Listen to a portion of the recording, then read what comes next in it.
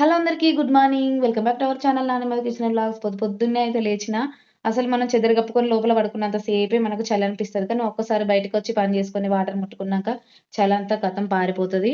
నేనైతే పొద్దున్నే ఎంత చలికాలమైనా పొద్దున్నే లేస్తా. ఇంకా ఎండాకాలమే చాలా లేట్ లేస్తా. చలికాలం చలికైనా మంచిదే 4కి లేసి ఇంట్లో పనులు మొత్తం చేసుకొని, స్నానం చేసి, దీపం ముట్టించి, వంట అయితే పూర్తి చేసుకుంటాను. ఇక్కడ బియ్యం అయితే పెట్టినా అయిపోయింది. అండ్ అట్లనే పూజ గూడా అయిపోయింది. నాకు 6:00కల్లా మొత్తం పూజ మొత్తం అయిపోయింది. చూడండి, నాకు స్నానం చేసినాక కొద్దిగా చల్లనిపిచ్చింది. అంతే. కొద్దిగా చలి పోవాలని స్వెటర్ అయితే అంతా వేసుకున్నాం. మరీ అయిపోయింది. అంత ఉండదు. స్నానం చేయకముందయితే ఏంటి ఇంకా చలి చలి ఉంటది. లేదు ఏం కానీ లేదని స్నానం మళ్ళీ చేసినాక నువ్వే మరీ మెసేజ్ అంత ఏముండదు. చేసుకుంటావని నాకు కౌంటర్ ఆల్రెడీ వేయకండి. అయితే బియ్యం పెట్టేసినా స్నానం చేసినా అయిపోయింది. కదా నేనైతే అసలు ఈరోజు బయటకు వస్తే కొంచెం శనివారం చలి గదా! టెంపుల్‌కి బాగేం లేదు వెళ్దామనయితే కానీ తొందరగా రెడీ అయిపోయినా. కానీ వేసుకుంది. ఎందుకో కానీ స్నానం చేయకముందు పోవాలా చెద్దర వద్దా కప్పుకొని అనుకుంటే అట్లా ఎప్పుడు నాకు అలా పెట్టినాం అనుకో అనిపియదు. ఫుల్ కానీ చలి ఉంటుంది. అరే! ఇట్లా కానీ ఎందుకు స్వెటర్ అనిపిస్తుందా వేసుకొని అని మామూలుగా ఫైనల్‌గా అయితే ఉండమంటే పోనే లేదు. అసలు చలి అయితే పోనందుకు ఏముండదు. నాకైతే మళ్ళీ ఒక విషయం అయితే పనైతే పడ్డది. పోంది గూడా మంచిదైంది.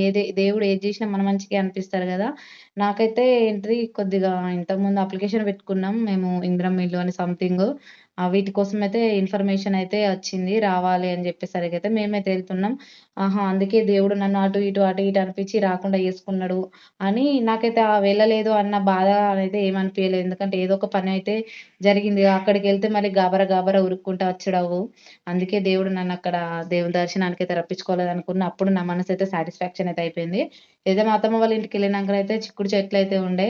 ఇదే ఫస్ట్ కాతనంట. వాళ్ళకి కొన్ని తెంపించి మేము కొన్నయితే తీసుకొనొచ్చినాం. ఒకే ఒక మక్క చెట్టు ఉండే. దానికొకటే ఒక కాయ గూడా కాసింది. సారీ మొక్కజొన్న కంకి గూడా కాసింది. అండ్ బంతి చెట్లు, కొన్ని వంకాయ చెట్లు గూడా ఉన్నాయి. మంచిగుండే. కొన్నైతే మేమైతే ఒక హాఫ్ కేజీకి ఎక్కువ, హాఫ్ కేజీకి తక్కువ, పావు కిలోకి ఎక్కువనైతే తీసుకున్నా. ఇక్కడ మా వారైతే చిక్కుడుగాయలు కాలుస్తున్నాడు.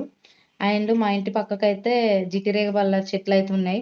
ఇవి కాయలైతే బాగుంటాయి. కొంచెం పండినంక కొంచెం పుల్ల పుల్లగా తీయగా ఉంటాయి. మేమైతే వీటిని జిట్టి రేగ్గాయలు అంటాం. మీరేమంటారో నాకైతే తప్పకుండా కామెంట్ అయితే చేయండి. చిన్నప్పుడైతే ఏ రేగ్గాయలు గూడా సరిపోయేది గాదు. వేరే వారి ఇండ్లల్లకి వెళ్లి గూడా మరి తెంపుకొని తినేవాళ్ళం. అంతే అక్కడనైతే ఒక 2 పండ్లుంటే తినైతే తీసుకొనొచ్చినాం. ఇంటికొచ్చినంకనైతే ఇగ ఫుల్లు ఆకలైతే అయింది. ఇవాళ ఫాస్టింగ్ గాబట్టి చపాతీ చేసుకొని చాలా రోజుల తర్వాతయితే చాయ్ అయితే తాగుతున్నా. చాయ్ యేసుకొని కొద్దిగా అల్లము, ఇలాచి యేసుకొనైతే తాగినా.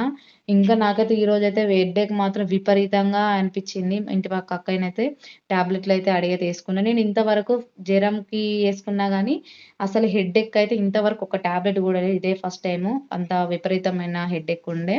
అయిన తర్వాత చిక్కుడుగాయ కూర అయితే యేసుకొనైతే ఫాస్టింగ్ అయితే ఇడిచిన. ఇదైతే వీడియో నచ్చితే లైక్ చేయండి, షేర్ చేయండి. అలాగే ఛానెల్‌ని సబ్స్క్రైబ్ జేసుకోవడం మాత్రం మర్చిపోకండి. ఇది వీడియో. టాటా! Bye bye.